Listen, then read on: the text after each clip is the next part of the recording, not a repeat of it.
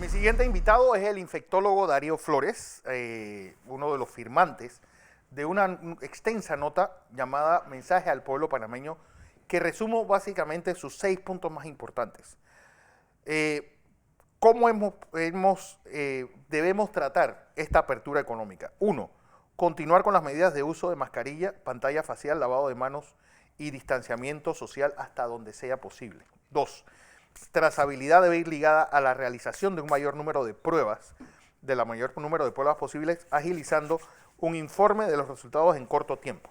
Tres, hacer efectivo el aislamiento de los infectados, convenciéndolos de alojarse temporalmente en hoteles o albergues,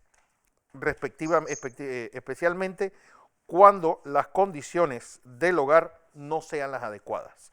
5. Incrementar esfuerzos a favor del tratamiento temprano de COVID con hidroxicloroquina, la cual debe ser administrada por un médico idóneo inmediatamente después de la toma del hisopado. Ante la evidencia científica, es el punto 5, proponemos el uso profiláctico de una dosis semanal de hidroxicloroquina. Esta estrategia en otras latitudes ha logrado prevenir la infección viral o hacerla más leve.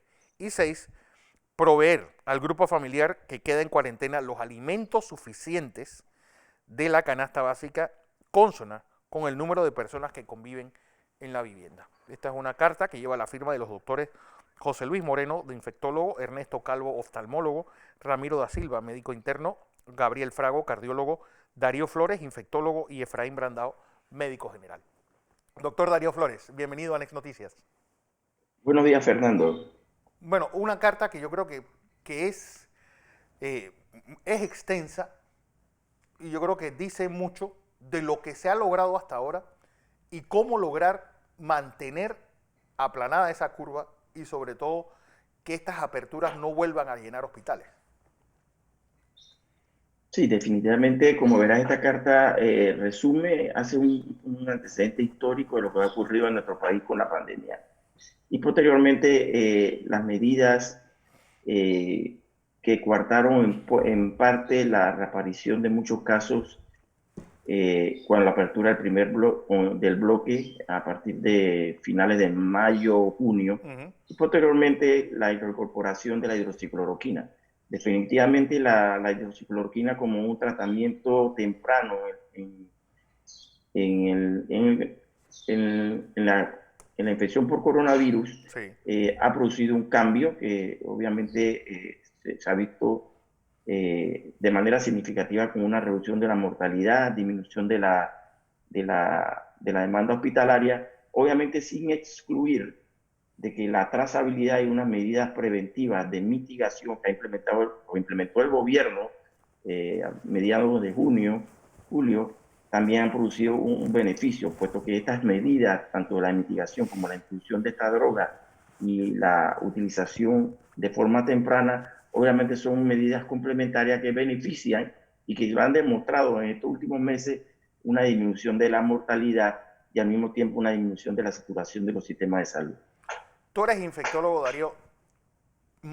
Septiembre va a ser un mes delicado para todos, porque todos estamos caminando sobre cristales, pues temiendo esa reinfección y ese rebrote que ha pasado en la mayor parte de los países. ¿Qué prevén ustedes en los hospitales que ocurra en estas siguientes 4 semanas? Muy buena pregunta, Fernando. Nosotros como médicos tratantes que ya hemos experimentado los primeros casos y la situación casi extrema de saturación del sistema de salud, Sí. obviamente asociada a ciertos factores que ocurrieron entre mayo, finales de mayo hasta julio, que ya mencioné. Obviamente esperamos para septiembre posiblemente una nueva ola de casos significativos que obviamente pueden tender a aumentar la demanda hospitalaria y la mortalidad. Ahora bien, con una nueva introducción y las medidas de inicio temprano de la hidroxicloroquina, el reforzamiento de la trazabilidad, el establecimiento por parte del gobierno de la medida de mitigación y la educación a la población en general al igual que el uso temprano de la hidroxicloroquina, esperamos que este rebrote de casos no lleve a la misma consecuencia que confrontamos en los meses de junio y julio, puesto que esto realmente afectaría un poco la economía del país, tendiendo a posible un retroceso y la implementación de medidas de restricción, cosa que yo creo que el pueblo panameño no quiere. Obviamente hay puntos aquí que mencionar cuando uno implementa medidas como la trazabilidad, la medida de distanciamiento social y ahora, hace poco, la reintroducción del uso de la hidroxicloroquina a uso temprano. Esto tiene un límite de efectividad, obviamente que hemos visto en los últimos meses, pero de ahí que nosotros en la carta incluimos otro punto, que es el uso de profilaxis en las comunidades. Y también tratamos de que esta profilaxis con el uso de hidroxicloroquina tenga también un plus o un apoyo a estas medidas ya implementadas para disminuir el número de casos y al mismo tiempo también la transmisibilidad del coronavirus en la comunidad. Y esto nos va a permitir, obviamente, de que los sistemas sanitarios y nuestros hospitales no se saturen y se mantengan, aún con un aumento de casos, no se saturen y se mantenga con el porcentaje de ocupación que tenemos en este momento. Don José Blandón con nosotros, Darío. Buenos días, doctor. Buenos días, ingeniero Blandón. Voy a hacer una premisa y si usted, que tiene mayor conocimiento técnico que nosotros aquí, no está de acuerdo, me la corrige. Yo puedo asumir, doctor, que con la apertura va a haber, existe una mayor probabilidad de que tengamos un brote, un rebrote de esto. Con la reapertura podemos tener un rebrote frente a esto. Bajo esa asunción, entonces, mi pregunta es la siguiente. Yo tengo dos escenarios para enfrentar esta guerra. Uno es el escenario que diseñan los epidemiólogos y toda la estructura médica que maneja la transmisión del virus, y otra es la estrategia curativa que manejan ustedes, los infectólogos, los médicos en los hospitales, los intensivistas, todo el aparato ese de trabajo para atender médicamente este virus. Bien. En materia, y esta es la pregunta mía, en materia de epidemiología, lo que importa ahora es qué medidas debemos tomar, mantener nosotros para darle seguimiento al virus, que es la trazabilidad que usted hablaba, para darle mascarillas, para darle a la gente distanciamiento en la medida de lo posible.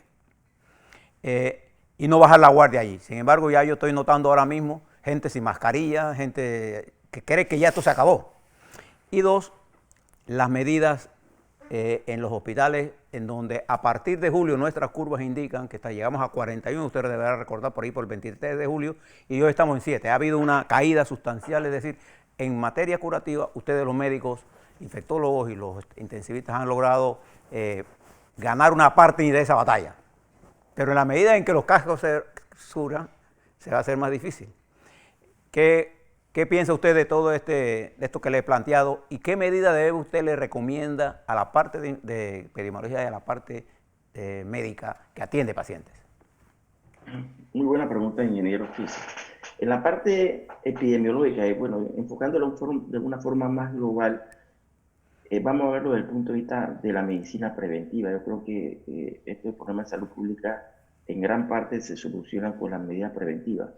Entonces, hay varias aristas que uno implementa en la parte preventiva epidemiológica y ustedes ya prácticamente en el país, los que nos preocupamos por esto, las conocemos, como son la implementación de estas medidas de mitigación, como son el distanciamiento social, el lavado de manos, el uso de mascarilla y obviamente el aspecto de la trazabilidad.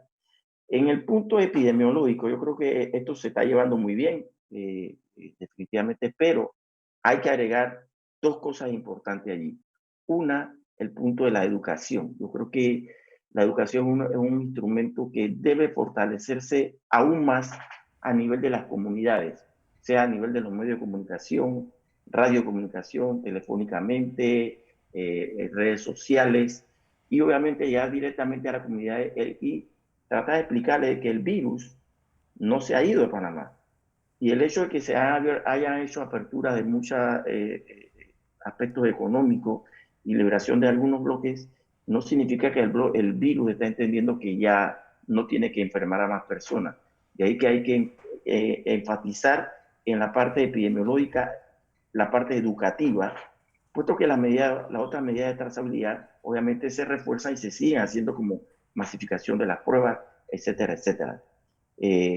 Pero la educación es muy importante porque cuando estas aperturas ocurren, como han ocurrido en otros países como Europa, Israel, la gente a veces hace pensar de que el virus se fue y ya no nos vamos a enfermar más y todo se solucionó. Y ahí es donde tenemos la falla de que puede haber rebrote en la parte de la pobre o la relajación de las medidas de vigilancia epidemiológica. De ahí que hay que seguir martillando y reforzando, pienso yo, con el aspecto educativo y específicamente en las comunidades. Un ejemplo es en la parte, por ejemplo, yo hablo de cada año que se aproximan las lluvias, se refuerza la docencia frente al dengue. En este caso es algo similar. Hay que reforzar la educación para que la gente entienda de que la apertura no significa que hay que dejar de cumplir las medidas de prevención y obviamente hay que continuar con las medidas de trazabilidad. Y también hacer un énfasis muy importante. Este virus no produce una inmunidad prolongada. Este virus puede, de cierta forma, ya se ha visto, reinfección en otros países y Panamá no se escapa de esto. De ahí que es muy importante no asumir que una vez que yo me enfermé, no me voy a volver a enfermar. Ese por el aspecto preventivo. En el campo médico, obviamente, yo tengo que agradecer a los médicos intensivistas y a los médicos de sala, porque en estos 6 meses, por ser una enfermedad nueva, y que al principio también se produjo mucha mortalidad, ya hemos aprendido a tratar de forma oportuna en los hospitales las complicaciones y manejar de forma adecuada el soporte de estos pacientes. Y me refiero al soporte porque sabrán que en el hospital el uso de medidas terapéuticas no son tan efectivas como el uso de medidas terapéuticas curativas en etapas tempranas, y me refiero a las comunidades. De ahí que una cosa importante que hay que valorar es el buen aprendizaje que han tenido los médicos en sala y los médicos en cuidado intensivo en cuanto al manejo, en cuanto al soporte de estos pacientes, me digo, al manejo de los del soporte aéreo, al manejo del uso del esteroide, al manejo de la heparina. Y por otro lado, en el campo curativo, obviamente nosotros hemos visto el beneficio, y la data y los estudios internacionales prospectivos nos han demostrado el beneficio que ha demostrado la hidroxicloroquina de uso temprano, cosa que nosotros hemos visto también en el tratamiento de estos pacientes de forma temprana. De allí que nosotros, los médicos, estamos promoviendo el uso de la hidroxicloroquina, sin quitarle importancia a los médicos que manejan a los pacientes en los hospitales de forma soportiva. El uso temprano de la hidroxicloroquina, al igual que últimamente estamos recomendando la utilización de la hidroxicloroquina como profilaxis en las comunidades, nos va a servir de una u otra forma a disminuir la oleada que pueda venir en diciembre y nos pueda saturar los sistemas de salud. Pero vuelvo, digo, no es lo mismo que me aparezcan un número elevado de casos, a diferencia de que este número elevado de casos vaya al hospital, me sature los sistemas de salud y me produzca defunciones. De ahí que lo importante, que la palabra clave para controlar esta enfermedad es temprano, y temprano en las comunidades, porque esta batalla contra el coronavirus se gana en las comunidades, con las medidas preventivas y al igualmente con el tratamiento temprano con hidroxicloroquina y la implementación, si es posible, del tratamiento profiláctico, específicamente en algunos grupos de alto riesgo como son policías, bomberos, conductores, etcétera, etcétera. Darío, hay algo que llama la atención y es ese aumento importante de casos en Azuero.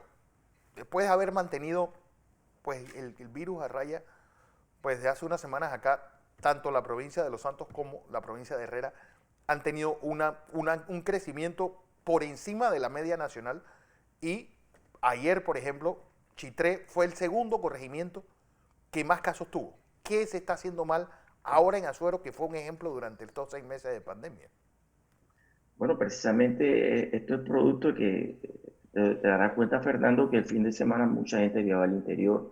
Otra cosa es que estas fueron las provincias por tener un buen reporte de bajos casos en el país. Obviamente se le dio alguna libertad en apertura de ciertos negocios mucho antes que en la capital.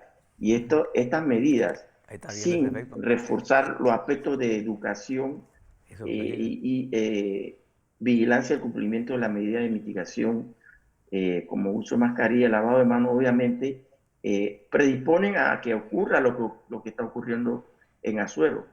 Y es como dije hace un momento, la percepción de la comunidad de que el virus se fue. Este virus llegó para quedarse y hasta que no tengamos un medicamento curativo, efectivo, en 100%, que no lleve a los pacientes a complicarse y que no lleve a los pacientes a los hospitales y al mismo tiempo que no tengamos una buena vacuna, obviamente vamos a estar propensos y susceptibles una vez bajemos la guardia en cualquier región del país, Sí. independientemente en su antecedente haya tenido un buen reporte de baja casuística reportada. Esto es conducta humana y cumplimiento del distanciamiento. Esta es la receta de cocina aplicable y que hay que mantener por el momento.